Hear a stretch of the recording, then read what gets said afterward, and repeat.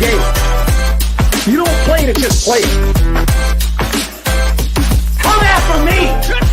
I'm a man. I'm 40. Can't wait. Let's go.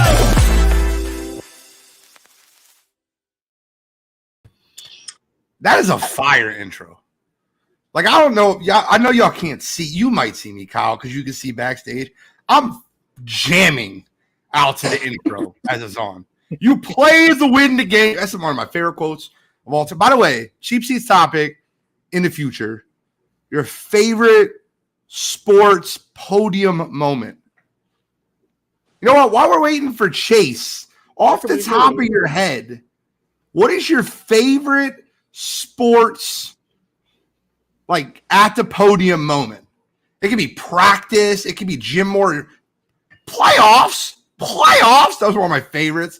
Denny Green. What about Denny Green? They are who we thought they were. I thought he was not going to put him over. I was dying. What's your favorite? You got a favorite? There's plenty of them. I know there's plenty of them. I'm asking for your favorite. Definitely when Nick Saban went on the rant, it was a long time ago. It was like 10 or something years ago when it went like the crap through the 10 horn rant when somebody asked him a question, he just went off at an Alabama practice podium. That was one of my most memorable because we didn't stop to run that game. Nick Saban. It was a Georgia game. Nick Saban's got some good ones. Yeah, he does. What's yours? There was this is kind of an older one as well. I think it was like Calipari and John Chaney. Okay. Were going at each other or something like that. Or like Chaney was going at some reporter or something off screen kind of. Are you talking about I kill you? John Chaney at Calipari. Oh, my Lord. That was after a UMass Temple game. You got to understand, that's my childhood. That's like 1991. Yeah. That was after a UMass Temple game. And Calipari does some wild stuff recruiting. And John Chaney was by the book. And John Chaney was trying to get after him. He's like, I'll kill you. I'll kill you. That is an incredible one. That's what it was over. It was over recruiting violation. Okay.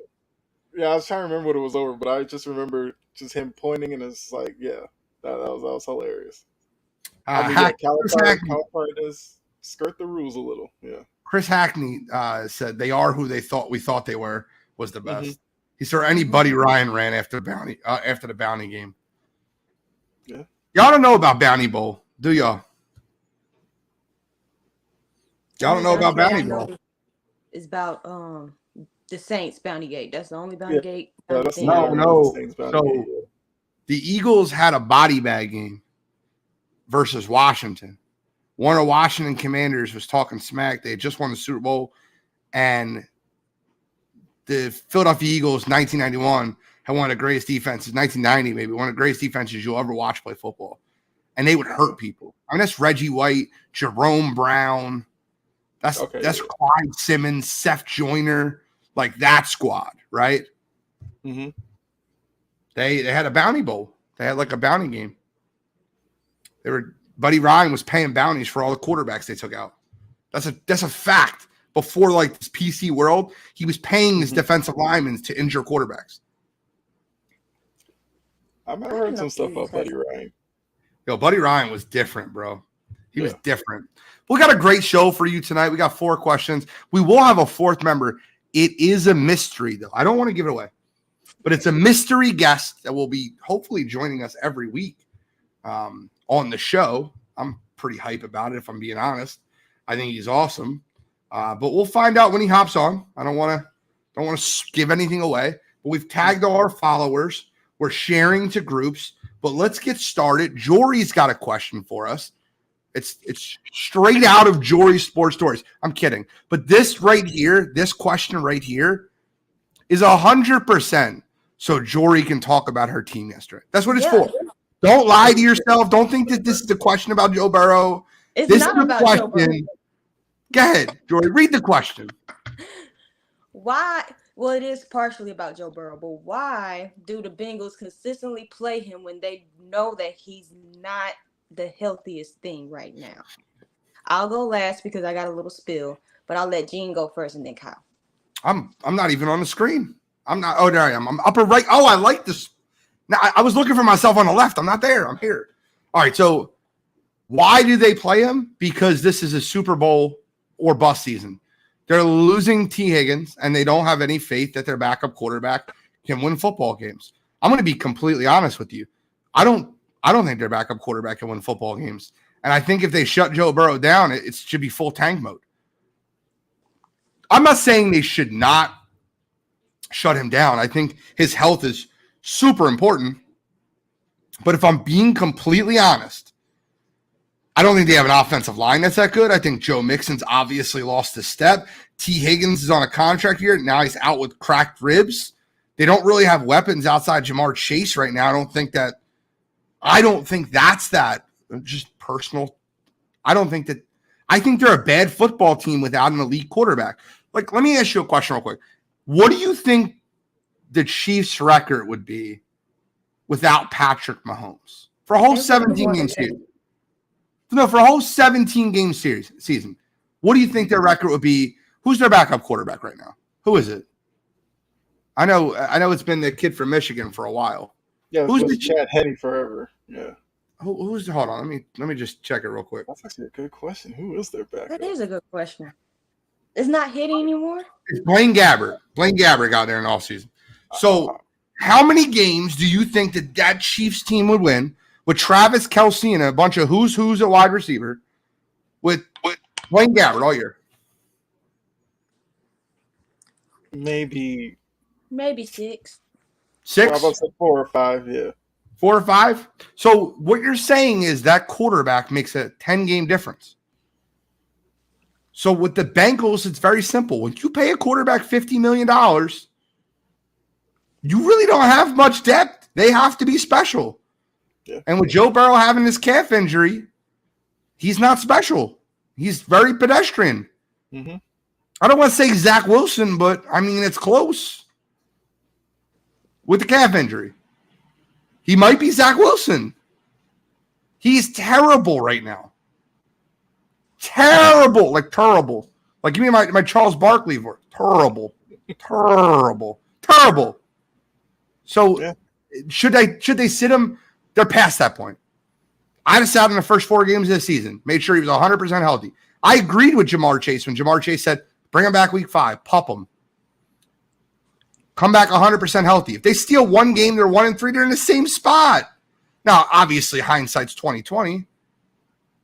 But I thought that the Bengals should have sat him until he's 100% healthy. There was no way he was recovering from that calf injury right away. Just wasn't happening. Yeah. So that's my answer. Why haven't they sat him? Because they're kind of in a season. Like, do you guys remember Russell Wilson and the Seahawks before Russ got paid? Like what that team was with Richard Sherman, Earl Thomas, Cam Chancellor, Bobby Wagner, all those guys. Byron Maxwell, before Byron Maxwell was trash. Yeah. He did fall. So I think that this Bengals team is going to turn into what Seattle was after Russell Wilson got paid. Because when you pay a quarterback $50 million, you cannot pay offensive linemen. You cannot pay running backs. You can pay 1 star receiver. That's it. That's all you can afford. I mean, you're talking about 25% of the salary cap is going to one player with a 52-man roster. And you got to hit on your draft picks. I don't think the Bengals did a good job with that, if I'm being completely honest with you. Jonah Williams, yuck. I'm serious. So that's why they haven't sat him. It's Super Bowl or bust. And he's a tough guy. He's going to tell you he wants to be out there and he wants to play, and he's not. You're going to have to sit him down. You're going to not give him a choice. That's my personal opinion. Kyle, on to you.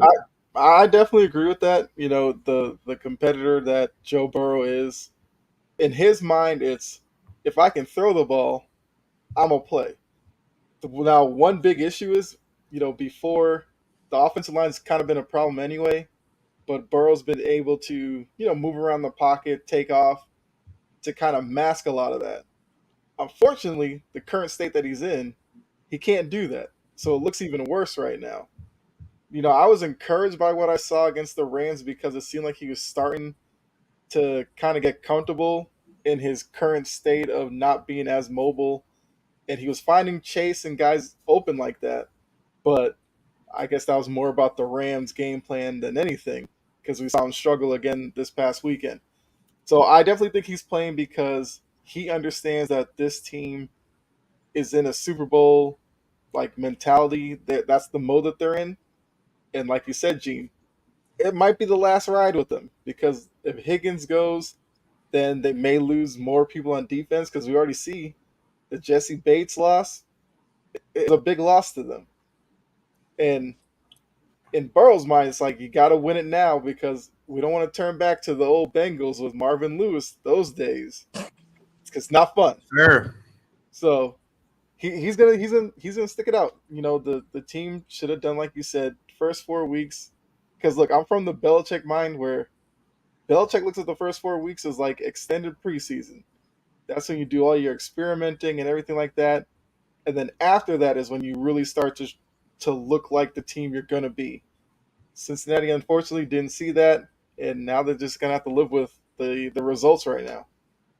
So I want to bring up some comments that are on Wire to Wire. I know you guys can't see them through here, but Chris Hackney said 9 with Big Red coaching. The disrespect is nuts. You got Mixon, Chase, spent loot on an O-line, good coach.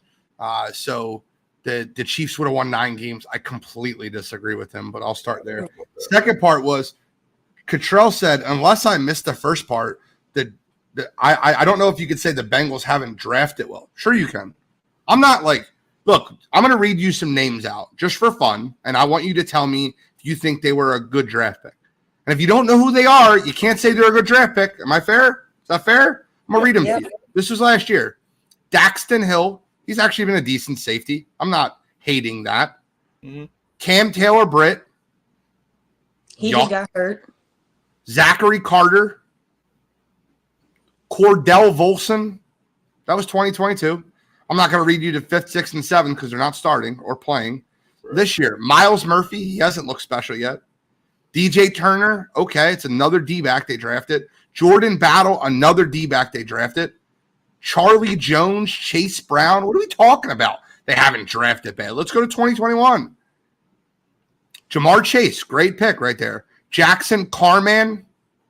I don't know. Who's Jack? Is he starting for them? I don't even know who he is. Clemson offensive lineman. Joseph Osai, a linebacker. I think he starts for them. Cameron Sample. That's actually a good pick. He's a rotational end. That's it. Is that good drafting? Am I nuts? Cam Taylor-Britt has him in yuck. Better than Eli Apple. That's what Cottrell said. He's trying better than Eli Apple. I mean, it's not a high bar. It's not a high bar at all. Jordan, let me hear your rant because I feel like our special guest will be joining us soon, and I want to hear your rant, and then we can move right into him. So look, my thing, like it wasn't fun to watch, but it was fun to watch. Like. Don't lie to us, Jory. That was a revenge game. I got so sick and tired of seeing the Bengals. I will be flat out real. That was revenge, and it felt good to watch us beat the crap out the Bengals. So, back to Joe Burrow. I don't understand. Like, they paid this man like $50 million. Well, more than that. But he's supposed to make like, what, 50 this year? And he's hurt. Why don't you just protect your investment?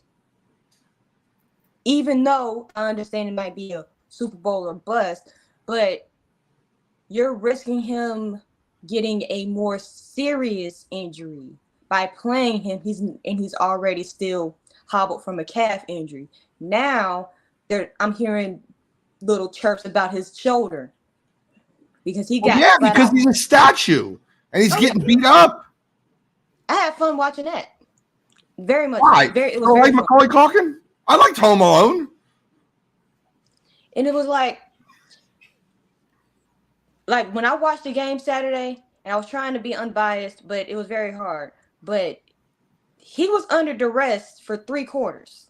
For the better part of all 4 quarters. He got sacked 3 times. He got hit 9 times. They stripped the ball out. So it was like, oh, a testament to my defense. But you see that this scoreboard was not changing. It was not getting any better. Actually, it was getting worse. Why not pull him? And he was already hobbled, and he was showing signs of him being even more hobbled. On the flip side of that, keep him in there because he was just going to stink it up anyway. Chris Hackney said in the last 2 years, they upgraded their entire line, added a Chiefs tackle they spent in line. Might not have been the best choices, but they spent. Joe Cool getting every excuse made for him. You want to be the man, you got to win despite everything. I disagree completely. I think Josh Allen gets a ton of excuses made for him. Joe Burrow doesn't get a ton of excuses made for him. He's played bad. He's hurt. It's very obvious. He's trying to tough it through. It's not like we can't pretend Joe Burrow's not hurt. He's hurt. Shouldn't be playing. Let me ask you guys a question real quick. How did Jalen Hurts look throwing the ball after he got tackled in Chicago last year? Exactly. He looked hurt. He looked like he was finally getting healthy in the San Fran game and the Super Bowl. But like he looked bad when he got hurt. It's the truth. When someone's hurt, they're hurt. Let me ask you guys a question. How did Patrick Mahomes look when he had that knee injury and he was terrible for 4 weeks 3 years ago? Looked bad. He looked bad. Yep. I don't know. Just an opinion. Like when it comes to the offensive line, you might have drafted well for the offensive line for 2 years. They still ain't. He's still getting hit. How many times? How many times has Joe Burrow been hit so far this season? 150.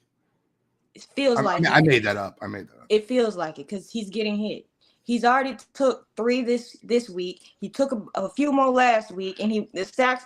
And he's already at 100 or something sacks in 2 to 3 years. That's not conducive to keeping a franchise quarterback healthy. And if the Bengals cared about keeping him healthy, they would sit him.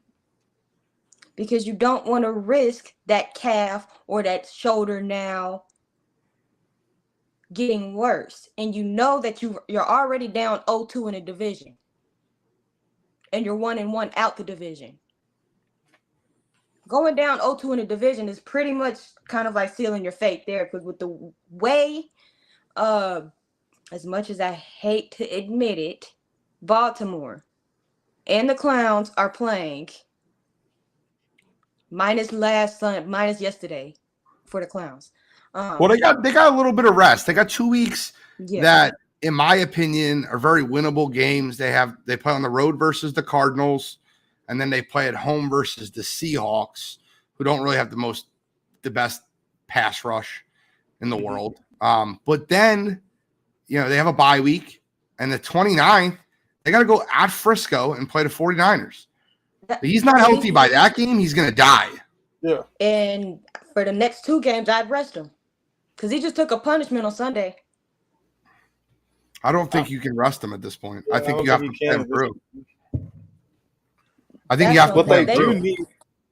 They need Mixon to kind of step up his production. Step up his game. So but far, they did miss from the 55, 60 yards a game, and that's not enough with the way that Burrow is in the pocket right now.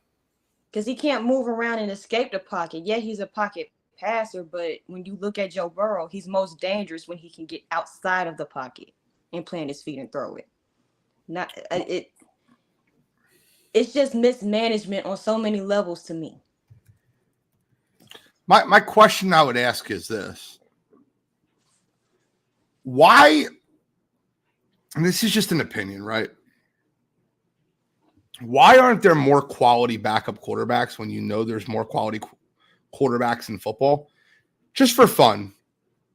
Do you guys know who the Bengals backup quarterback is? I think Jory does because they talked about him a few times Sunday. I forgot. It was Browning. Jake Browning. That's right. Jake Browning. Washington. He's 27 years old. He's thrown 1 NFL pass. That's their backup quarterback. That's a problem when there's plenty of quarterbacks. Like, I don't know. You look at Jameis Winston. He's been a hell of a teammate, right? Sat behind. That's a quality backup quarterback.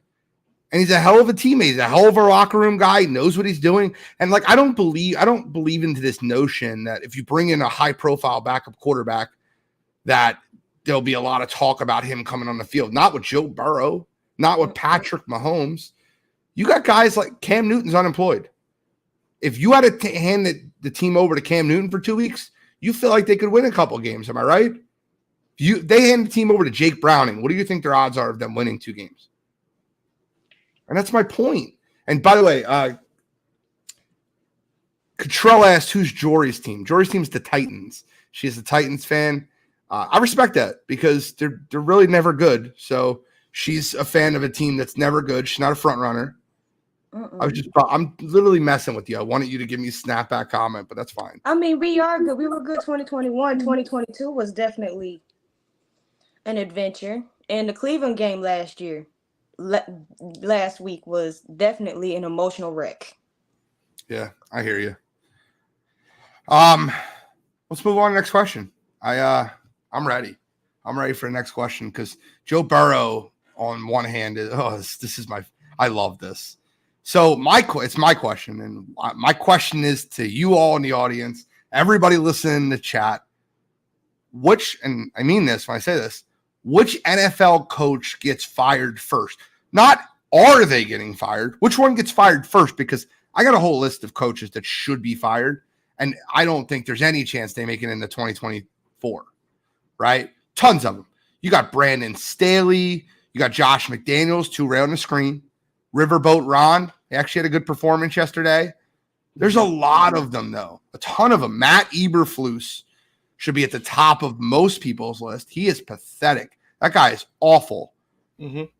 So my question is to everyone out there, which coach should be fired first? And then which coach would you fire first? So do you think it's fired first? I said that wrong. Which coach should be fired first? And then which coach do you think will be fired first? There's so many bad ones. I mean, for me, it's almost the same answer for both. Mm-hmm. And as Kurum said, I think it's Eberflus. The more that look, the Bears had a better showing against Denver. That could be more about Denver in general, but some of the late game decisions it's just like he isn't ready for it. And a lot of Bears fans like to put the blame on Fields, but I keep saying, give Fields an offensive guy, and then let's see what he's like. And I think with the way the NFL is going, where defensive coaches lose their jobs quickly because everybody wants an offensive mind, I can't see how Eberflus can continue to hang around in Chicago when a lot of people had high hopes somewhat for them to be better this year, but they look like the same team as last season, struggling up front, Fields struggling in the passing game. Defensively, they're not. And that's another, because I think you brought it up on like a show like last week or so, Gene, like it's crazy that these defensive coaches become head coaches and their defense isn't even good. I don't get that. Like it's not like these defensive guys are, running the offense and then they let the defense slide. It's like defense is where they should be built. Like if the Bears were top 5 defense and the offense was struggling, I could say, all right, so maybe Eberflus just has to get a right coordinator or something. But if the defense is going to be as bad as it is, then he's got to go. Same thing I'd say with Staley as well, because the Chargers defense is shockingly awful. But yeah, for me, Eberflus needs to go and should be the first to go. Okay, but who do you think will be the first to go? I actually think Eberflus will be the first to go. Okay, that's fair. That's what I want to hear. I want to see who will be the first to go and who should be the first to go. I think I know the answer. Like I have the answer. But Jory, let me hear yours. Sorry about that, but if you ask, like I can't really stray too far from what Kyle said, because the worst coaching performance happens to be Matt Eberflus, because whatever his name is or whatever that last name is, because he looks like he just sits around and does nothing. That's what he looks. He does nothing. Like you have all of this turmoil going on in Chicago. Clay Claypool is being Chase Claypool and being a That's actually one dramatic. thing I give him credit for. I give him Yeah. credit for telling him to go home. We don't want anything to do with you. If you don't want to work hard, I don't want you here. That's actually the one thing I gave Eberflus credit for, is him telling Chase Claypool to go home. Mm-hmm. Whoa, we got a guest, and he's not going to be a guest much longer. I'm super happy to entertain my man, my brother from another, Chase. How you feeling, brother? CR Media's in the building. Yes. Just got off work, just raced home. Kansas City traffic is a bitch. So what we're talking about right now, and I kind of want to get your input on this, is which head coach should be fired first and which head coach will be fired first. So your opinion would be should and then will. Should be is Brandon Staley. Okay. And the reason why is because Brandon Staley should have been fired seasons ago. I agree with that, but you can't. I disagree that you can fire him now, though. We'll debate that in a minute. And who will be fired is Josh McDaniel, because again, Josh McDaniel should have never have been hired. I think that the chaos and the confusion and everything that Josh McDaniels called with the Denver Broncos 10, 12 years ago, I think was a clear indicator that he shouldn't be a head coach. And the Davis family obviously made a mistake, and I think they know it. And they're cash poor. That's the best part. They can't fire him because they can't afford to hire a coach. Exactly. That is so amazing. I've never seen that before. They built that beautiful stadium and they're cash poor. I want to read some comments in the chat before I give you my whole rant, because I got a whole rant on this. Cottrell said, got to be Eberflus. Also said, Josh McDaniels will be first, but should be Eberflus. I think, and this is what drives me nuts. This is not a joke, right? I actually think Cottrell is spot on. Let me address the Brandon Staley thing first. Brandon Staley should have been fired after that playoff game last year. I don't think you can fire him at 2-3 right now. They won 2 straight football games, and I think he's bought himself the season. I think he's bought him, unless things take a really bad turn, I think he buys himself the rest of the season. His contract's up after this year. He will be fired if they lost to Minnesota last week and they went to 0-4, he'd have been fired. Or 0-3, whatever it was. He'd have been fired immediately. But by winning the last 2 games, he's bought himself some grace. And Matt Godfrey said it perfectly. Spanos are cheap. That's accurate. So I don't think he should be fired or will be fired first. The person that should be fired first is Matt Eberflus. Matt Eberflus is an absolute joke of a head coach. I remember when that position opened and me giving my whole take on it. That was a Brian Flores job. Like a hard-nosed guy, a guy that grit and grind, defensive coordinator. He'd fit great in with the city. They wanted to hire a defensive head coach. He had a track record of proving a winning system with Miami. I thought it was a Brian Flores job. They hired Matt Eberflus. They hired a defensive coordinator from a Colts team that never was a great defense to begin with. They were always middle of the road. They weren't great. I hate what they've done in Chicago. Their defense is awful, and it's been 2 straight years of Eberflus being terrible, and the defense isn't getting better. That's bad. And I also don't agree with the notion that what Chicago does, and I'll get into this now real quick. They don't marry their coach to their quarterback, and that doesn't make sense to me. When you look at like very successful systems, Andy Reid came into Kansas City. What did he do? Like he had Alex Smith there, winning quarterback. He drafted his quarterback, his guy. Everyone gave him shit for it at first. I remember they were like, oh, I don't know about this Patrick Mahomes. Alex Smith just took you to a playoff, and guess what? He was dead right, married the coach to the quarterback. They're a dynasty. Look at Bill Belichick. Drafted Tom Brady, married the coach to the quarterback. They were a dynasty. Mike McDaniel didn't draft Tua, took the job with Tua, married the coach to the quarterback. They're going to be great. Chicago does this weird thing where they let a coach draft a rookie quarterback and then fire him after 1 season. You should have fired Nagy the year before you drafted Fields. But yet they kept Nagy around. drafted Justin Fields, and then hired Eberflus and was like, yeah, take this shit show over. Have fun. It's not your guy, not your quarterback. And now the excuse for Eberflus is, well, it's not my guy, not my quarterback. It's a crapshoot what they do with these quarterbacks. If I'm Chicago, I'm trading Justin Fields right now, getting any value I can get for him. I'm firing Matt Eberflus, and I'm giving they won't do this. I'm giving Lincoln Riley a blank check and saying, come here with Caleb Williams. You coach him at Oklahoma, you coach him at USC, come on down. That's the coach that should be fired. However, the coach that will be fired first is Josh McDaniel. And I'm going to tell you why.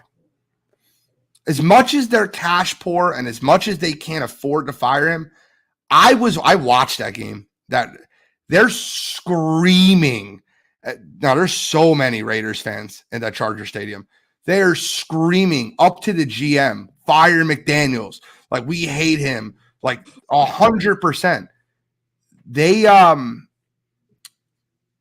that Raider Nation, as strong as they are and as well as they travel, it's like Philadelphia. You cannot, like, if Philadelphia wants the coach fired, they're going to fire the coach. Like, they'll riot. They'll riot.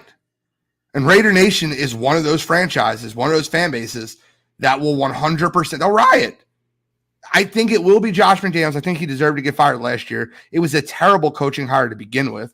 Now players are coming out in the media, like on sports podcasts saying, yeah, we cheated. Josh McDaniels cheated. We got caught. We were 6-0 for Denver. Do you remember when Josh McDaniels took the job over and they were 6-0?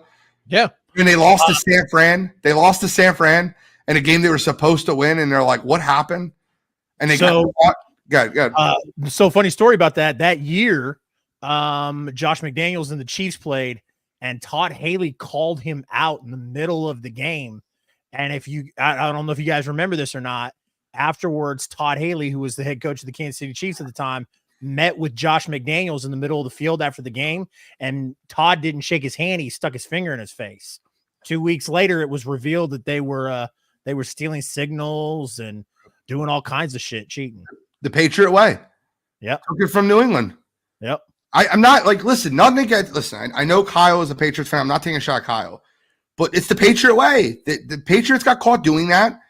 And as soon as one of their assistants, what was Mike Mangini, right? The guy from the Jets that called him out for doing it, wasn't on the team anymore.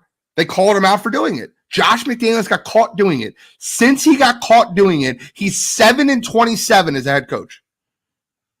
He was 6-0 when he started. He's 7-27 as a head coach. They had a guy.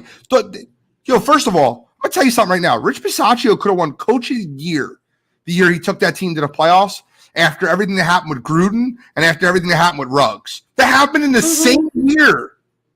He could have won Coach of the Year. And they hired McDaniels over giving him – you could have gave him a year. You could have said, Rich Bisaccia, you don't think it's not a long-term contract.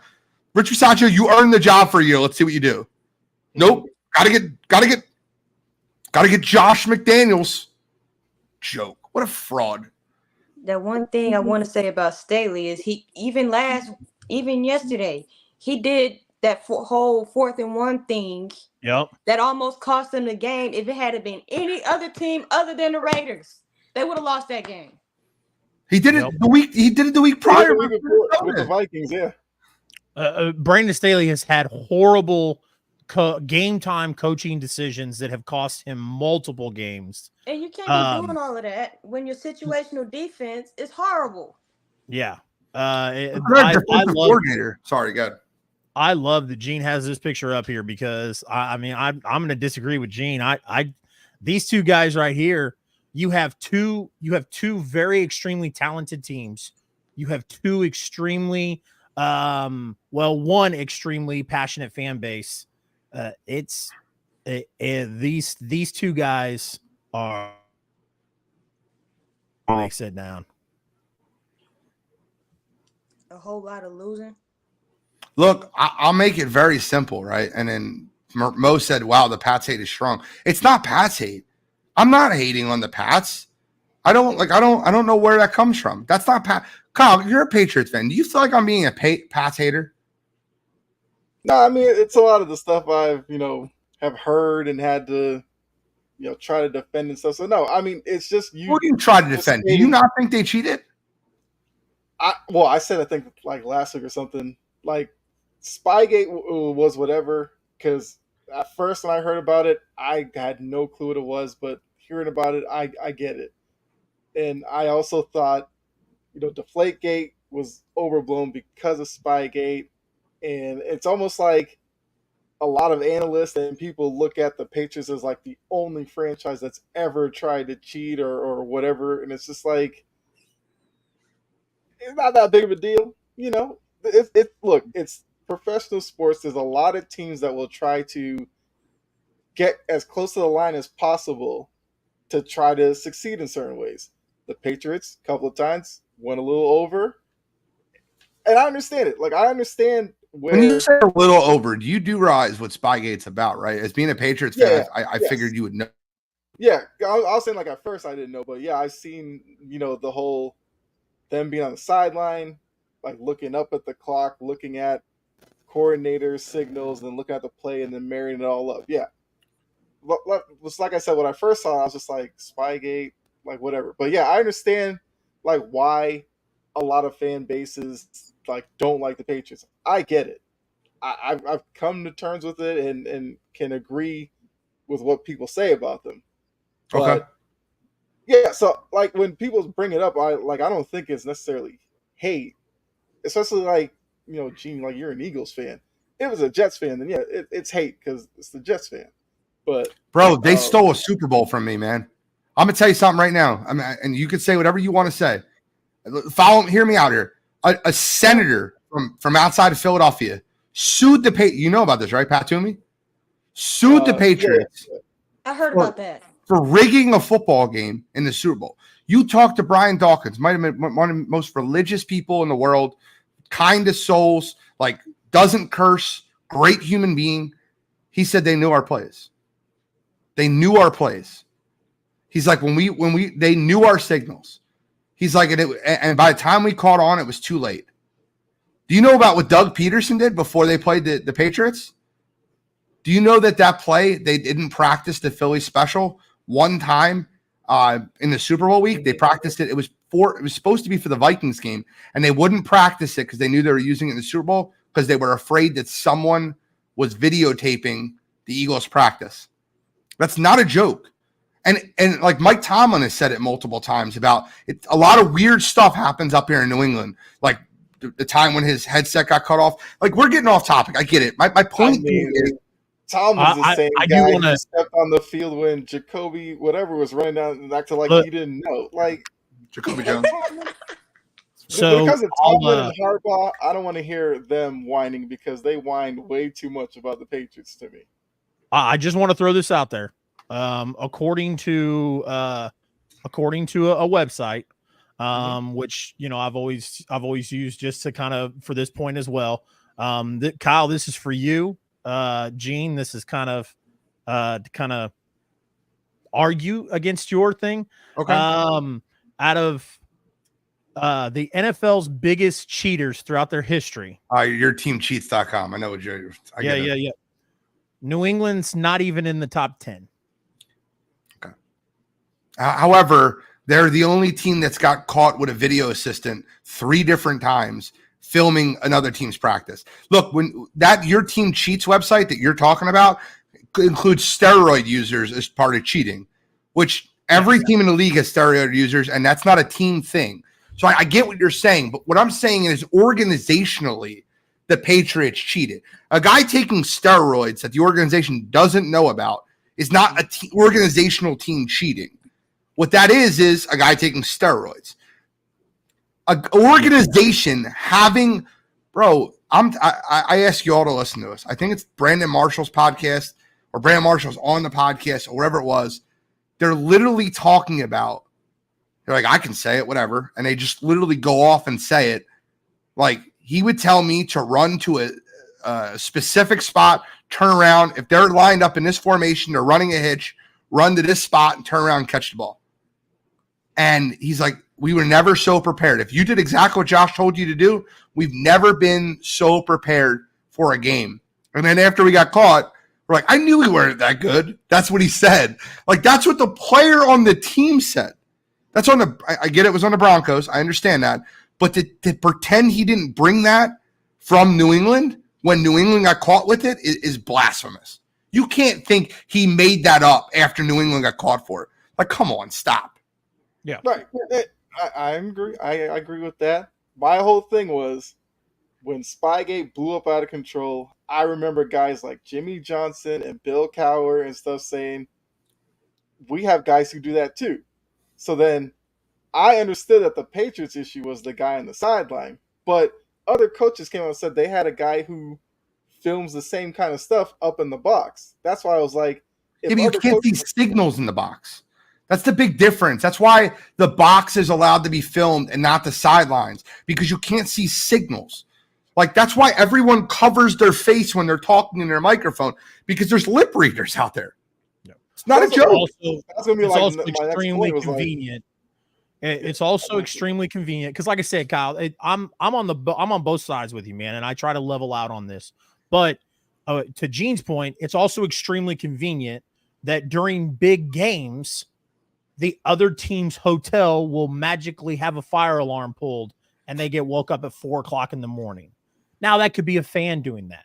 Who knows? But going to a team's practice, sending somebody to a team's practice to film the hand gestures, the signals, the formations, and then sending it back to the coach. There's a difference between watching game film and then going out and practice and watching how they do it. So I understand. I think the reason why, because of course the game has evolved, guys. Jerry Rice used to use Stickum, for crying out loud. Are we going to call Jerry Rice a fraud? Is Jerry Rice still not one of the greatest wide receivers to ever play the game? Of course he is. But he's admitted to using Stickum. Yeah. Now, if we found out that DeAndre Hopkins or Devontae Adams was out there using Stickum today, everybody and their mom would get on TV and get on the radio and cry, cheater, pumpkin eater. It's how it is. But, so the last thing I want to bring up with that topic is in 2019, right before Joe Burrow was drafted, the Bengals, the Patriots videographer was caught in the Bengals press box area working with an advanced scout that was taping video of the Bengals sideline during a Bengals Cleveland game when the Patriots were playing them the following week. If the Bengals were awful that year, that was the year when they ended up getting the number one pick because they were terrible. They had one win. If he was doing that versus the Bengals, you don't think he was doing that versus other teams? Like, you think that they didn't need to do it versus the Bengals, which means they were doing it for everybody. Just got caught. Dude, you never, ever, ever get caught the first time you cheat. Never. It's when you keep doing it. It's like murderers, serial killer murderers. They kill 7 people and they get caught because they kill an 8th person. Yeah. I'm not gonna. We're really getting off the beaten path here because we're talking about coaches and Josh McDaniels being a cheater, and that's fine. But I'll rank them, and I'll go Eberflus, McDaniel, Staley, and in that order. They're all fired. None of them will be head coaches next year. I guarantee it. I guarantee it. I have some weird feeling that Staley somehow, because it feels like the Chargers try to find ways to keep Staley and justify whether it's, oh, this guy was injured. Look, you can't blame him for that or something. But I do agree, out of the 3, I'd probably put Staley last for that very reason, that out of the 3, he's probably the one who can probably keep his job the most. I'll take whatever bet you want. There's no way he's their coach there next year. Well, I also thought after the playoff game, there was no chance he was keeping. Spanos didn't fire him because they had to pay him. They're cheap. Godfrey said it perfectly. This is the last year of his contract. Yeah. I guess with Kellen Moore there, it seems like it makes more sense now that obviously Kellen Moore is going to be the replacement. He's also another defensive head coach that has a terrible defense. Again, guys, if you look at, I'm going to take it right now. Good defensive head coaches If their defense sucks, they're a terrible head coach. Yeah. That's what they specialize in. Like, even, listen, I hate Jonathan Gannon. Even Jonathan Gannon has the Arizona Cardinals playing hard. Yeah. Vrabel. There you go. Another defensive coach. Mike Tomlin. Their defense is normally very good. He's a first-year head coach, and he has Houston playing lights out. That's my point. They're just bad coaches, and I really agreed. Like with Staley, if you would have asked this question 2 weeks ago, he would have been 1 or 2. But since they managed to beat his stupidity for 2 games, he's safe for right now. Give it to about week 8. We'll see where the Chargers' record is. I'm telling you right now, if they're 3-5 after week 8, he'll get fired. Yep.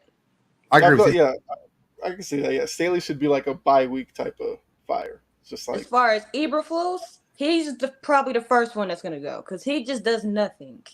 The problem in Chicago is Eberflus is using Fields as a scapegoat. Yeah, and it's not just his. It's not Justin Fields has to put some of this blame on him, but it's not just him because he regressed from last year. At least last year we say maybe next year they'll take that step up. I love Justin Fields. Jory, I love Justin Fields. I will tell you one thing that I thought it would last year was prevalent, but I thought they were doing it intentionally to tank. That man has more fourth quarter turnovers with the game on the line than I've ever seen anyone have in my life. Oh, yeah. Every loss they had last year was one possession. It's because of a Fields turnover. I'm not kidding. Look at this year. They're 0-4. How did the Broncos score the last 10 points? A fumble recovery, return for a touchdown by Justin Fields, and then the game ended on interception. Look at the Bucks game, 20-17, balls in his hand, pick 6 on a screen pass. I'm telling you right now, this guy, I don't know what his problem is in the fourth quarter. Last 5 minutes of the game, this guy's like Roger Rabbit, bro. He's terrible. I don't know whose idea was it a week or 2 ago to call 3 straight screen passes like the defense was dumb. That's why that happened. I love Jory. I love you. Going on in Chicago. I love you. You're awesome. Do that. Just not smartness. We got NBA conversation to get into, and we're right past the halfway mark of the show, so we got to get in the NBA.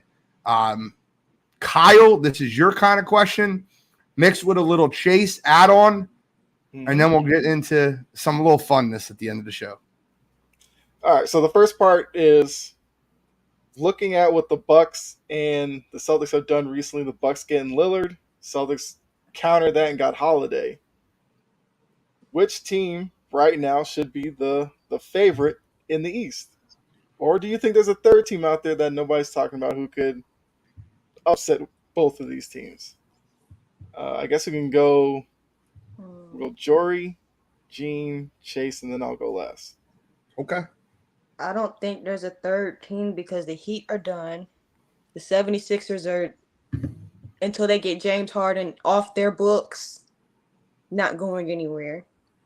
As far as when it comes to the Bucks Celtics, I want to say the Celtics because they got better defensively and offensively, while the Bucks, they lost Drew Holiday. That's a big part of that defense. And then you bring in a Dame, who we all know Dame doesn't do defense. I would give it to the Celtics, but considering what Dame is, I'm giving it to the Celtics because I don't understand. Like, you would have to count on all 4 people making up for Dame's lack of defense. The rest of the people on the court. That just I don't see how you can do that. I see that they'll be a good team and they'll be contender worthy and contenders. But as far as should they be favored? No. I waited until this show to unveil this. I don't think you can see it. I'm going to try to blow it up.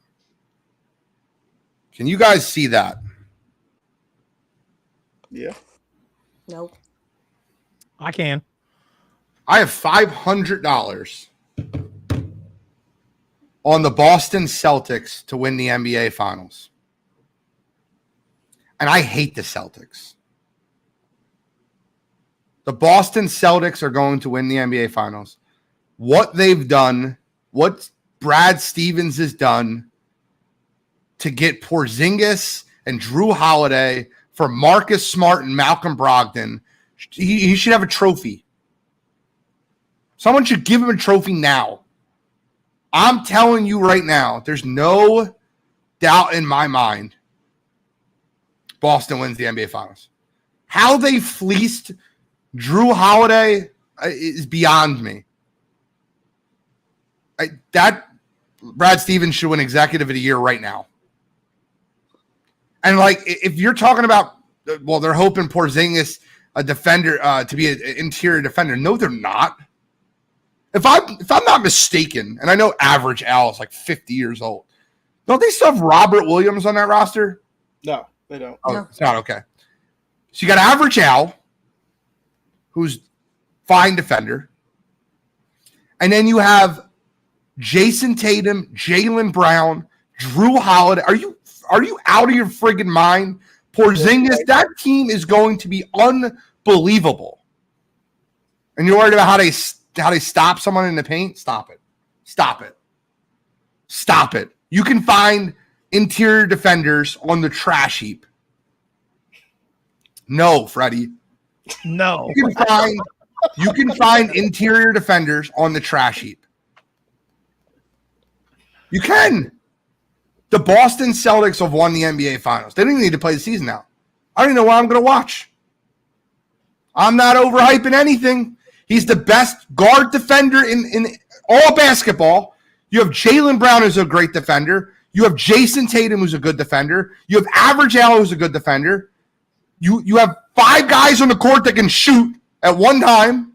How are you going to stop them? And we're going to pretend Boston's not going to play defense. Is that what we're going to do? We're going to pretend, it's interior defense is going to be the downfall of the Boston Celtics. Who's going to score him in the paint? Philadelphia's the only one that's got a big man. Exactly. Stop it. And if you bring up the friggin' Lakers and tell me LeBron and Anthony Davis are going to roll their wheelchairs out there and beat Boston, you're out of your damn mind. Now that I will put some pushback on. Give me some pushback. You knew I was coming with that one. Now, it depends on if Anthony Davis can stay healthy, which is a known commodity. You can put Anthony Davis in a friggin' bubble all year. He'll be 100% healthy. They ain't got a snowball's chance in hell of beating Boston. I like their defense better than Boston's defense, though. I do too. I like their defense better too. I like everything else in Boston better. But as far as the shooting goes, yes. But I don't.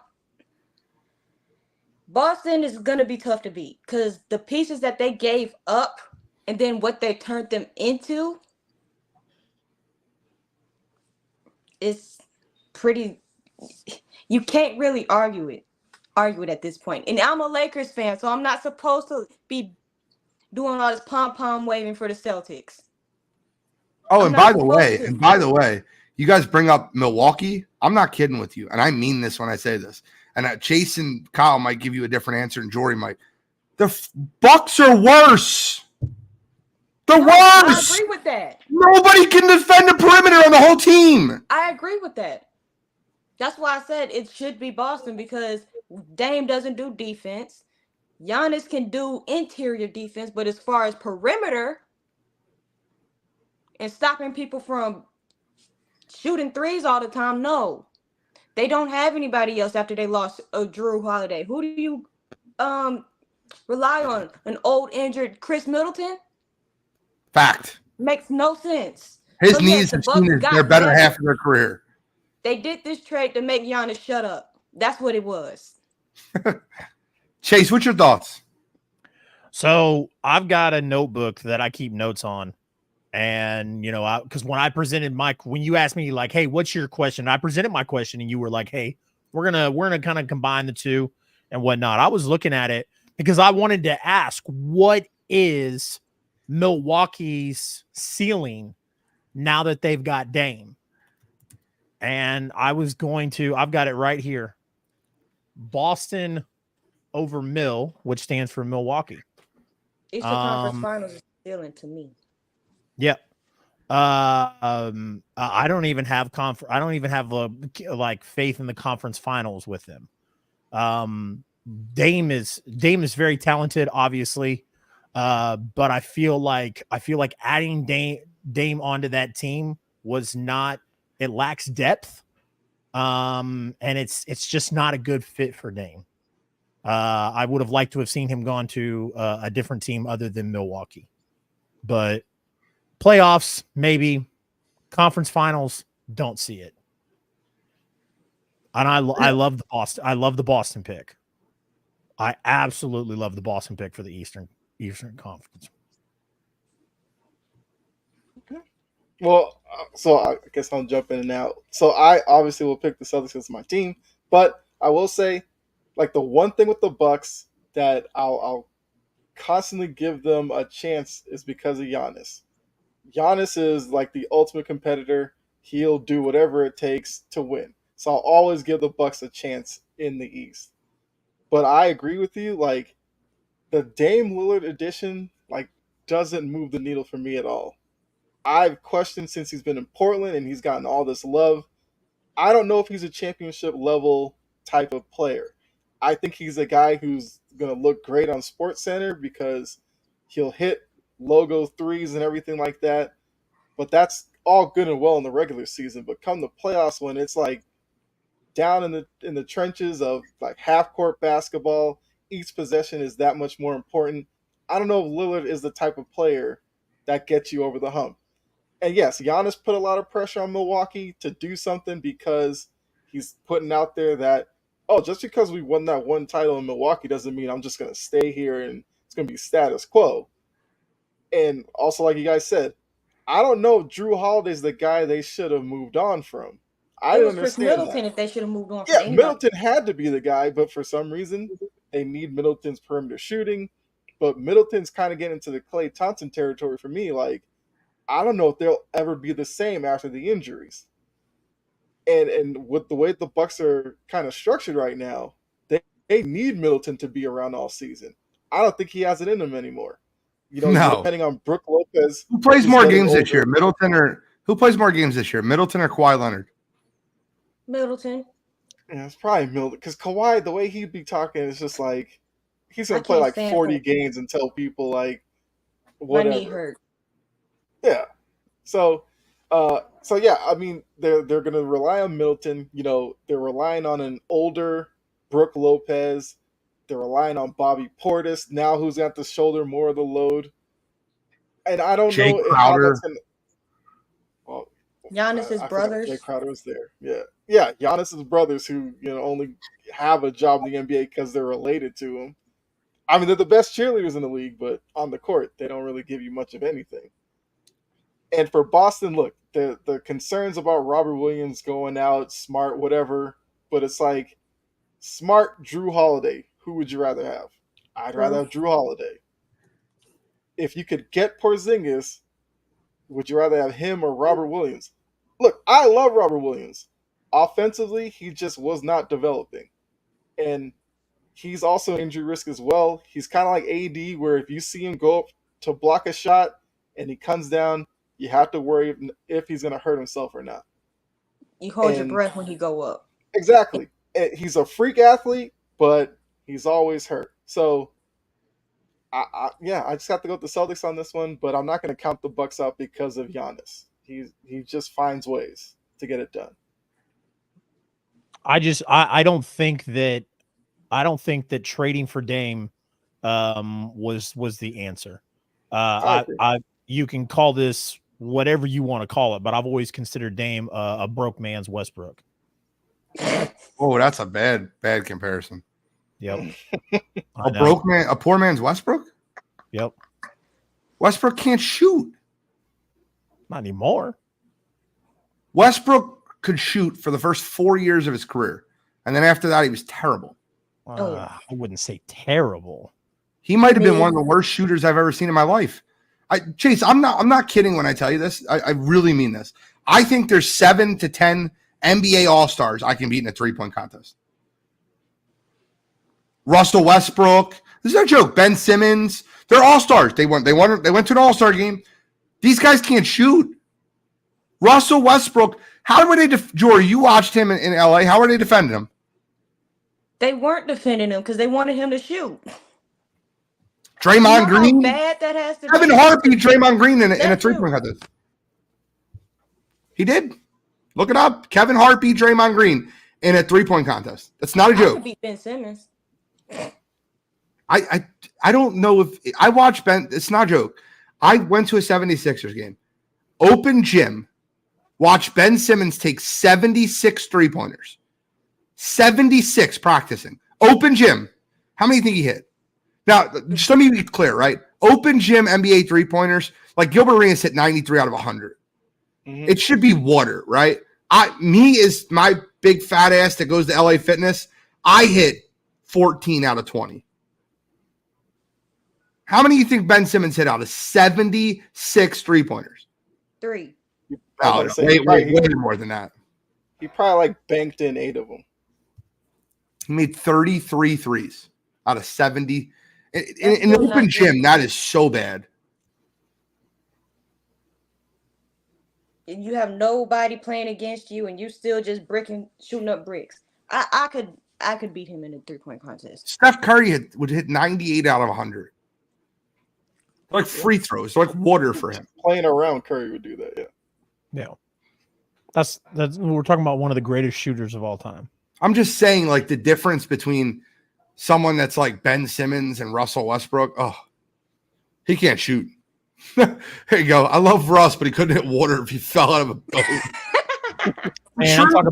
I'm talking about early Russ, man. I'm talking about early Russ. Yes. Well, Russ's peak's better than Dame's. No doubt in my mind. but Russ would at least enter the contest. Ben wouldn't even do No. it. He wouldn't subject himself to He it. wouldn't even try. Yeah. But if you're talking the gentleman that we're looking at right now against Boston's starting 5, there's nobody in the Eastern Conference that can stop that starting 5. When was the last time Dame Lillard played in a game where he had a clutch shot? I know. I'll tell you. As soon as I just mentioned 2019? it. What? Wasn't it the Thunder one where he waved by? Yeah, the one where that was what I was going to go with. That was about 4 years ago. 2019, I think. Wait. Nope. He played on the United States Olympic team. He played on the Olympic team with Kevin Durant and I all those remember guys, that. and he was dreadful. He might have been the worst player on the court. Mm-hmm. Whenever the moments got big, I remember him missing 2. Kevin Durant had to bail him out by hitting a 3-pointer because he missed 2 free throws with a chance to ice the game for America. Look it up. I'm not kidding with you. Everyone remembers Dame time, him shooting a 3-pointer from Abu Dhabi versus Oklahoma City, and they think he's like a clutch performer. Yeah. I'm telling you, he's not built that way. He's not. He works for SportsCenter. I'll tell you right now, I'm not kidding with you. They're favored to win the finals. They're plus 380. The Boston Celtics. The Boston Celtics are the biggest lock I've seen since 2011. Actually, I'm lying. Since 2018. The Warriors team with KD and Steph. And that's the biggest lock I've ever seen to win the NBA Finals. If Boston screws this up, I don't know what to tell you. What do you mean relax? Tell me why to relax, Melvin. What am I relaxing about? I love Melvin, by the way. Any final comments on this? What do you think Portland's ceiling? I mean, I'm sorry, Portland. What do you think Milwaukee's ceiling is? That's Chase's question. I think their ceiling is Eastern Conference Finals. That's their ceiling. Yeah, it's. I said playoffs. Yeah. No finals for me. I said playoffs. Yeah. Well, playoffs, I guess for Chase it would be if you don't see them as a conference finals team. I guess who do you see knocking them off outside of Boston then? That's a good question. If Philly gets lucky and plays Milwaukee, I think Philly can knock them off. Philly won't beat Boston. And that depends on what they get back for James Harden. I think Philadelphia puts one run together to get to the Eastern Conference Finals and then gets swept by Boston. in a series that's not close. I throw this out there. I'll say the Knicks, just for shits and giggles. Not when they have Velcro on their team. Not when they have Randall. Yeah. That I'm telling you right now, this guy is like stucco. The ball hits his hand and it stops moving. He don't pass the Ruins ball, an he don't do offensive nothing. possession. Yep. Julius Randle is literally the biggest stucco in the If NBA. they get rid of him now, they'll be 10 times better. You know who's trying to get there? Do you know who's still trying to get there? Donovan Donovan Mitchell. Mitchell. Yep, he wants to be there. I think his best bet is to stay in Cleveland, if you ask me. But if you want to go be a Knick, be my He's telling guest. everybody that he does not want to be in Cleveland, and I think that's crazy. Because the way Cleveland is built, they could be a problem if he's actually committed to staying. If he's committed, if he can Kyle, commit. would you But want to live in Cleveland? ain't nothing in Cleveland, so I no, mean, I that's- understand. I don't want to be in That's Cleveland. true. That's true. Sorry, Control. Control's probably still listening to me, mid. I wouldn't want to live in Cleveland. If I was an NBA superstar, why would I want to live in Cleveland? That's like the worst place in the world to live. Sorry, Cleveland fans. I don't mean to be rude when I say this, but if I'm being completely honest with you, I can name every other NBA team in the entire league. And forget about the Cavs. I'm not kidding though. Like where? So let me ask you a question, Jory. You know cities. Can you tell me a place that you'd rather live? Like so, give me one destination that you would take Cleveland over in the whole entire NBA. Silent. Nothing. There's nothing. I might have said Vancouver when they still had the Grizzlies. You know, that's a good one. Salt Lake City. I still would rather Salt Lake City over than Cleveland. I still like but that's a very good answer. That's a good one. Because Utah and their fans. Chase, how about you? Anywhere that you'd rather live?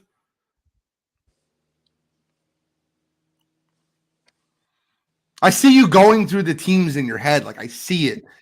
But like, and I'm just trying to think. Like when Vancouver had the Grizzlies, I would pick Cleveland over Vancouver, but they don't have the Grizzlies anymore. Memphis, I'd much rather live in Memphis. No. Brooklyn, New York, Boston, Miami, Charlotte, Atlanta. I've lived every single place. San Antonio is another one. It's a little weird for me. I don't know if I want to live in San Antonio. You know what Charles Barkley says about the women in San Antonio. I'm kidding. I'm kidding. Yeah, the Riverwalk is a creek. Yeah. I still would take San Antonio over Cleveland. That's my point. Yeah. I can't think of Cleveland might be the biggest dumpster in the entire United States. The state of Ohio. I've always said the city of St. Louis, but I could take. I would take. I'll take Cleveland. I got one. That's close. Oklahoma City. Because what is in Oklahoma? More than Ohio, but at least you get good college football. I'm kidding. There's a shit ton of casinos in Oklahoma City. All right. Well, throughout the whole state of Oklahoma. We got one more topic, and it's a basketball topic, and I love these things. Right? You're gonna get so many of these from me that you can, and you got to build your best lineup for $15. And there is a best lineup. There's 100% a best lineup. Like I'm telling you right now, there is a best lineup, and it's a lineup that would fit, and it would. So when I do these, right, this is what I do. Everyone's like, "There's no wrong answer." Yes, there is. 100% a wrong answer. Oh yeah, absolutely. Yes. I'm going to tell you what I do. I look at how they would play together. Would this lineup gel? Could they play off each other? What would their roles be? Now, if you want, I'll go last. I'll go last so I don't steal the perfect lineup. And everyone's like, oh, that's the lineup I would have chose. So I'll go last. Jory, I know that you were reading this earlier and you were cooking up some stuff in the lab. So I'm going to go to you first. Then I'm going to go to Kyle. Then I'm going to give Chase a little time. He was driving in traffic in Kansas City. And then I'm going to go last. And I'm going to give you the perfect lineup. And listen, if somebody gets it, I might ring a bell. I might go nuts. You could get it. It's not hard to get. It's gettable. The floor is yours. All right. So for my point guard, I'm gonna take Steph Curry. Okay. My small guard, may he rest in peace. Give me Kobe. Okay. Kobe. My small forward, of course, I'm a Lakers girl, so you know exactly where I'm going. That's my only $5 pick right there. Bron. Okay. And then you could give me for my center, you could give me Hakeem Olajuwon. Okay. And for my power forward, give me Dirk. That's so disrespectful. You just did that. No, Never mind. It's not disrespectful. I know what you did. We're good. Okay. Listen, that's not bad. That's actually really good. It's not my line. It's not the perfect lineup, but it's there. I like it. I'm winning a series or two with him. Oh, I'm going to give you the best lineup. Kyle?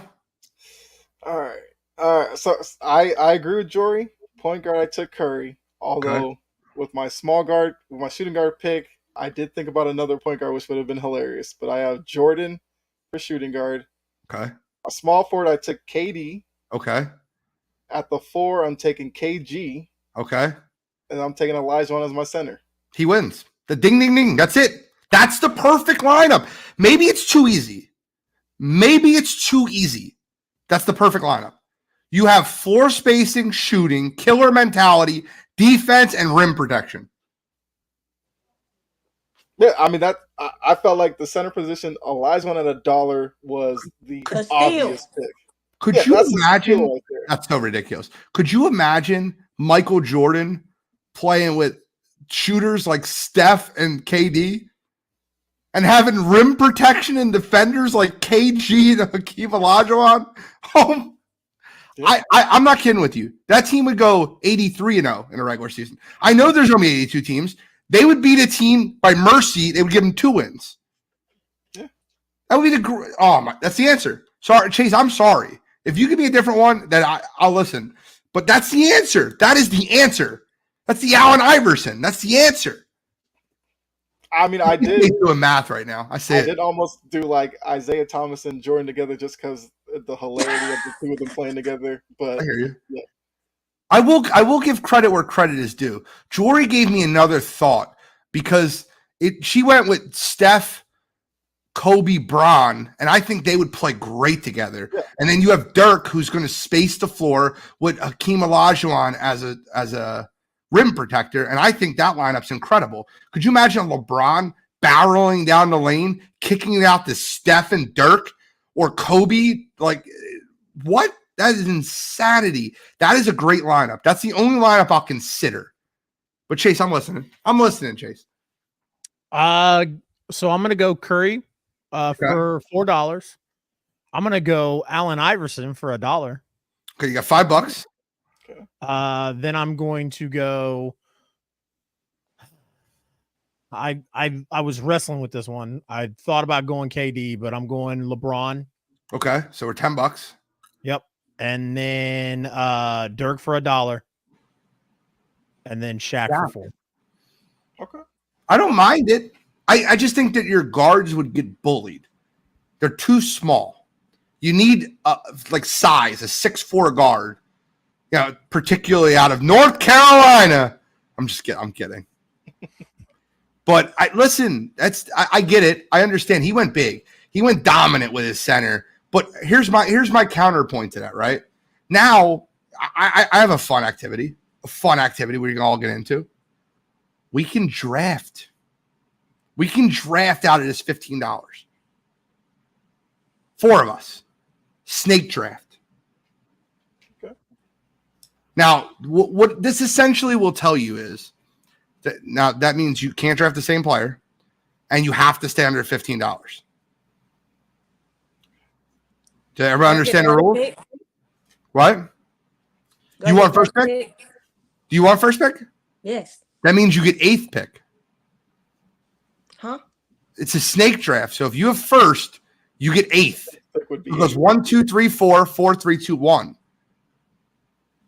So I get the first and the last? No, not last, because we're gonna pick 5 people. Oh, I'm tripping. Okay. So the first and the eighth? Yeah, hold on. Do you want me to randomize it, or do you want to let Jory go one? I I'm mean, confused. if Jory wants one, I'll let her have one. I don't mind her having one either. Do you want to randomize the other 3, or do you guys anyone prefer an order? I'll go whatever you guys want me to go. Doesn't matter to me. It doesn't matter to me. So I'm gonna randomize. Kyle, we'll let Jory go one. We'll give Jory one. Ladies first. And I'll take Jean. Steph Curry. Hold on. So I am now 4th. So it's Kyle, Chase, me. So it's Jory, Kyle, Chase, me. Okay. So you're taking Steph Curry, which you're 1.1. Yep. Yeah, everyone took Steph. That's a smart pick. He's great value where you got him. I love it. Okay, so she got Steph. Well, I'll take Jordan with my first pick. Michael Jeffrey Jordan. Remember, you got to keep track of your money. Yeah. So $5 pick. So you're looking for value. Chase, you're on the clock. Give me Kobe for 4. Kobe. All right, so you gave me easy. I'm going to go Bron for $5 and Hakeem Olajuwon for 1. So I'm at $6. That's my way I'm starting. Okay. It's right back to Chaser. Um, So you have $4 for Kobe. Got to keep track. Yep. Give me KG for $2. I love that pick. I love a start of Kobe and KG. Those are dogs, bro. If I was starting an NBA team and I could start with those 2 guys, they are dogs. I love that. You got Jordan for $5. It's your turn. Oh man, Kyle, you can do what you said you wanted to do. I know, and I probably will have to do that. It's gonna be hilarious. So I'll take Isaiah Thomas for 3. Okay, so you got Isaiah for $3. Yeah, I like it. Jory, you're on the clock for 2. You get 2 people. Now, keep in mind, you already spent $4, so be careful. Give me Kevin Durant for 3. Okay. Give me KG for 2. So Chase has KG's already gone Oh crap. off the board. Come on, Jory. Give me Dirk for 1. I like that. You're at 7. You're officially at $8 right now with 3 players. So you have $7 for your remaining 2. Keep in mind, lock it in. Back to Kyle. Kyle, what your team right now is Isaiah and Jordan. Not bad. You got $8. I can't find many better ways to spend $8. Yeah. Let's see. I'm tempted to go Barkley for 3. Okay. So Yeah, now I'll you're take Barkley sitting. for 3. So you got a tough team. You got Isaiah, Jordan, and Barkley. Damn. All right. Kobe, KG, and who? Chaser. Give me Tim Duncan for $5. Kimmy. Oh. So, dude, you're spending though. You're a spender. I'm kidding. So you're gonna start him at the center because you got KG. Yep. Okay, that's fair. All right. So I have Olajuwon, and there's not many. So wait. Barkley's gone. Somebody took Barkley up. So there's not many power forwards left. So I'm gonna leave that alone. Okay, I got it. So I got LeBron. I know exactly what I'm gonna do. LeBron's moving to my 4, and I'm taking Larry Legend. Give me Larry Legend. I got my whole front court taken care of. So I've spent $10 so far. I got $5 remaining. I can't take Magic now. Okay, so give me Flash. I'll take Flash. I'll put the whole Heat team back together. So right now I have Dwayne Wade, LeBron James, Larry Bird, and Hakeem Olajuwon.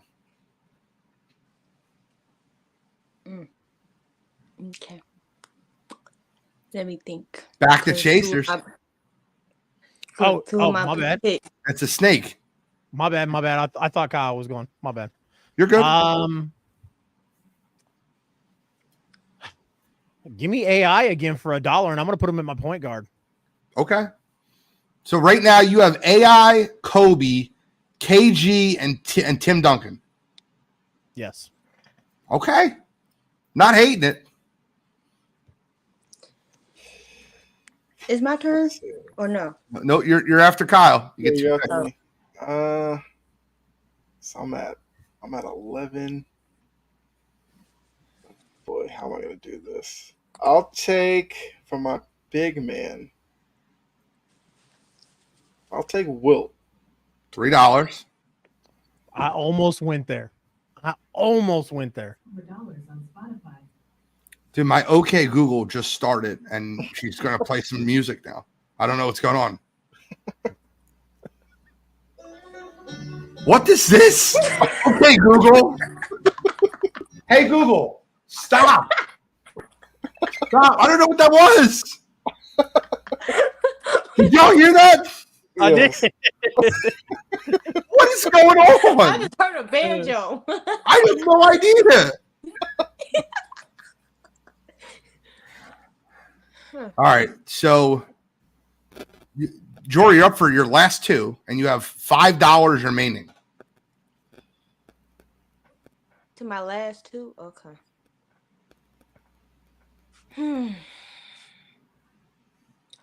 It's funny because y'all took all the players I knew, and now I'm over here with question marks because I don't forgot who these people were. So who's All on your these team old- right all these now? old guys.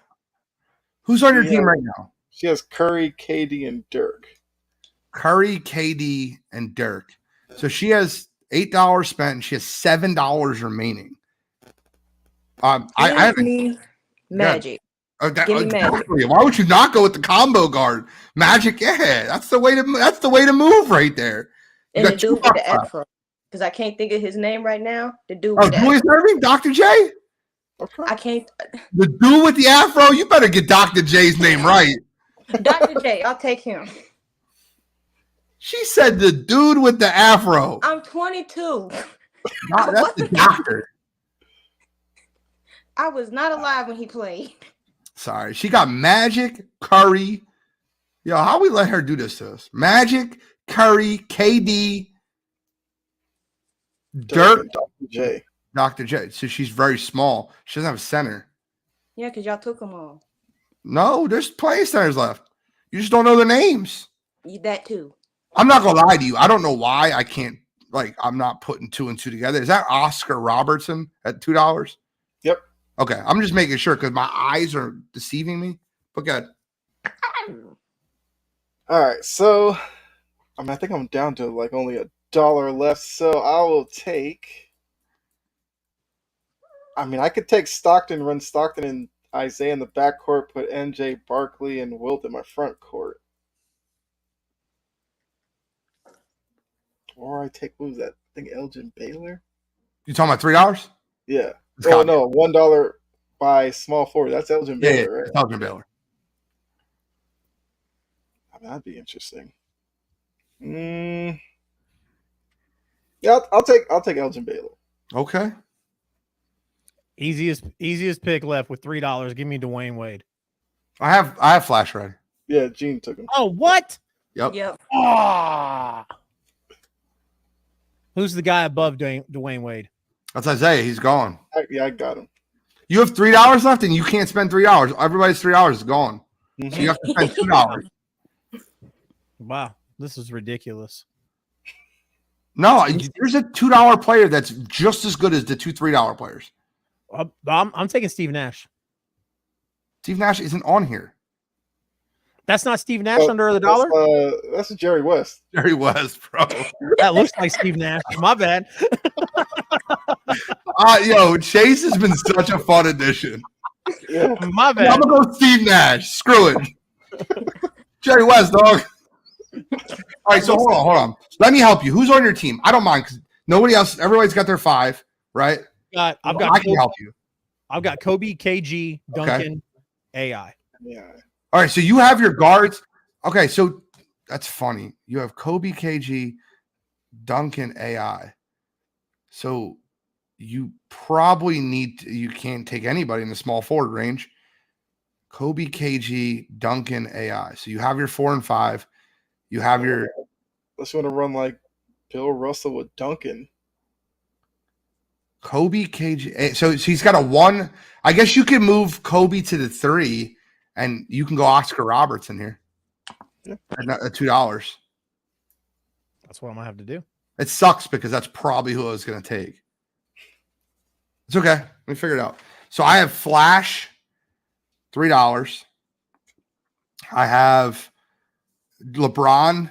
I have Akeem Olajuwon. I have Bird. So that's 9, 10, 13. I got $2 left. And I'm the last pick. Give me Jerry West. He was a point guard anyway. He's listed as a 2 guard. My man ran the point.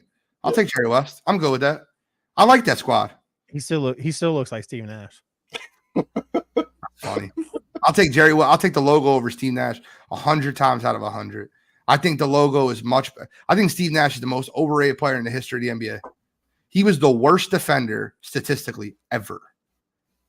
You know how hard it is to be the worst defender ever? Ever. He was a traffic cone did better. He couldn't stop a parked car? No. All right, so we're at 7:57, and we're going to start a new tradition on Cheap Seats because I do this every Monday Night Football anyway. And we're going to say what part of Gene's parlay loses tonight. So I have a same game parlay, $100 to win $2,000. Kyle, we're not allowed to talk anymore? Just you? I'm kidding. I was picking the one. Yeah, that's what I was going for. I don't know why it just went to me. Yeah. I have a same game parlay, and if anyone's listening at home, they can tell me which part loses, and that's okay. I think tonight's going to be a high scoring game. Advice. I know. After last night with Pacheco. Pacheco and Travis Kelce. I don't think he scored a touchdown, did he? No, he didn't, and McKinnon didn't catch a ball. Yeah. It's okay. It's all right. I still take your advice, Chase. I take resident experts' advice of their own team. But here, I think tonight's going to be a higher scoring game. I think that the Giants and the Seahawks score a lot of points. I think neither team will really stop each other. So here's what I got. I have both quarterbacks to throw for 225 or more, obviously. I have the over 225. They're both predicted to go 250 or higher. I lowered it down to 225. I have Daniel Jones alternate rushing yards at 25. He's done that every game this season. That's a safe bet. I have Kenneth Walker at 60 yards or more. The Giants have the 30th best run defense in football. Mm-hmm. I have DK Metcalf. It's called the DK Metcalf game. 60 receiving yards and over 4.5 receptions. I think they're going to feed DK Metcalf. I think that's where he gets over 60 yards and over 4.5 receptions. And then the last and final, and I almost kicked myself for doing this, but I know how much the Giants throw him the ball. I have Darren Waller over 40 yards. That's going to be the part right there that gets you. I can feel that. I can understand that. I hate Darren Waller. I think Darren Waller is an absolute quitter. However, they feed him the ball, and it's Monday Night Football. He'll be on national TV, so he won't quit on national TV. He'll quit during a 1 o'clock game. I like Seattle's defense more than I like the Giants, even though the middle of their field is somewhat open 9 times out of 10. So I do think that the Darren Waller thing might be a bust. Okay. What part of it's going to lose. We understand it already. What part is how it loses? For me, I think it's the Waller part. Every other part, I'm like, I could see it happening, but Waller, I just don't know. His over-under is like 61. I'd put it all the way down to 40 just to give me 40 yards. If Daniel Jones throws the ball 225 yards above, 40, at least 40's got to go to Waller, right? I almost put a Jalen Hyatt anytime touchdown in there because I think they're going to involve him tonight. I think he's going to catch a bomb, but that would have been dumb not to. That would have been insane. That would have been like $100 to win like $10,000 if I'd added that. What loses, Chase? You know football. I don't want to beat the drum, man, but Darren Waller. I wish that I mean, like, I would feel more confident if that was touchdowns, not yards. Okay. Like 40 touchdowns? No. I'm kidding. But I mean, like, if they had a parlay for how many touchdowns Darren Waller's is gonna get, I would be comfortable taking a bet on that. But 40 yards, I can't. I'm trying to picture Daniel Jones throwing Darren Waller the ball right now and Waller running for some yak, and I just can't see it. We'll keep up with it in the chat tonight. First of all, let me just say this has been an incredibly fun show. I love talking sports, barbershop style sports talk, cheap seats. And I also want to also plug Sports Empire Network. If you're not following what this network is doing right now, I don't know what you're doing. They have a plethora of great talent. The morning show has been incredible with Chris and Mo. You got to check it out. I'm on there Wednesdays. And Jory's on there Wednesdays. Tuesday night, the Big Three has been incredible content. If you haven't seen it, check it out. It's great. You got a lot of really good shows on the network. Those are the ones coming up tomorrow.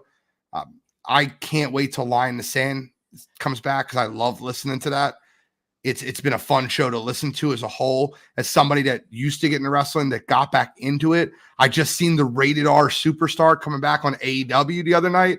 That was fun to watch. I'm starting to get back into it, and I can't wait to meet Chase because me and Chase are going to go to watch WrestleMania in Philadelphia. But what'd you say? Hands down. But I can't wait. There's so many shows to check out on the network. Please make sure you download us on Apple Podcasts, iHeartRadio, Spotify, however you listen to your podcast, and listen to us on your drive to work. Before we wrap up, I want to pass the mic around. And it would be rude for me not to go to the new guy, Chase CR Media. Tell us about you. Yeah, man. As I introduce myself to everybody, I am Sports Empire Network's residential professional wrestling guy. I do it all. Now, granted, there's not much professional wrestling on Sports Empire yet. That's going to change. Obviously, I've been, absent, but you guys can find me everywhere on social media at CR Media 1988. Got a lot of cool stuff coming up. Also, just because I know there's a lot to plug for Sports Empire, I always want to, obviously, as a way to say thank you, I never want to hesitate or never want to forget to do this, guys. It's football season. We're all going to football games, right? Save yourself some money. Get yourself a beer. $20 beer. Get your first $20 off. Go to SeatGeek.com. Put in the promo code SEN. Like I said, that is Sports Empire Network's way of saying thank you for supporting us, guys. Like I said, it's $20, Love it. Appreciate you, Chase. I'm going to pass the buck over to Jory. If you haven't checked out Jory's Sports Stories, you have to check it out. She's given great takes each week on the NFL. Jory, tell us where we can find you. You can find me on Coffee and Sports on Wednesdays, and you can find me over on Jory Sports Stories on YouTube, Apple Podcasts, Spotify, all the podcasting platforms. I actually have a new episode coming out Wednesday. It'll be a double episode because last week I had a whole bunch of stuff going on. I couldn't get one out, but I have a double episode coming out on Wednesday. So stay tuned for that. Jory's been like a staple on the Cheap Seats show. She's basically like whenever she's available, we have her on as much as we possibly can. She's very entertaining, and with four of us, there's always going to be one of us missing. So, Jory, appreciate you hopping on every week and giving us your sports stories. And then off to the Prince of Production of Sports Empire Network, Kyle Edwards. By the way, I'm not going to get too far into this, but man, chomping at the bit. Love the content. He'll give you live sports, soccer, play-by-plays, basketball comes. He'll give you full play-by-plays through basketball games. Kyle Edwards, tell us where we can find you. I mean, it's like you said, I got chomped at the bit. Haven't done play-by-plays in a while. Trying to get back into those. But also Sports Empire Network, Cheap Seats Monday nights, Big Three Tuesdays, and then Sideline to Sideline on Thursdays. Love it. Appreciate it. I'm Wire to Wire Gene. Wednesday nights Wire to Wire. Monday night Cheap Seats. Sideline to Sideline Thursday night, as well as Birds Deep if you're an Eagles fan. And we were working on an NBA show for Friday nights to come back for the NBA season. As always, appreciate everybody tuning in. Thank you for everybody in the comments. Please make sure to like, share, and subscribe. And that's all we got for you tonight. This is Cheap Seats Podcast, and we are signing out.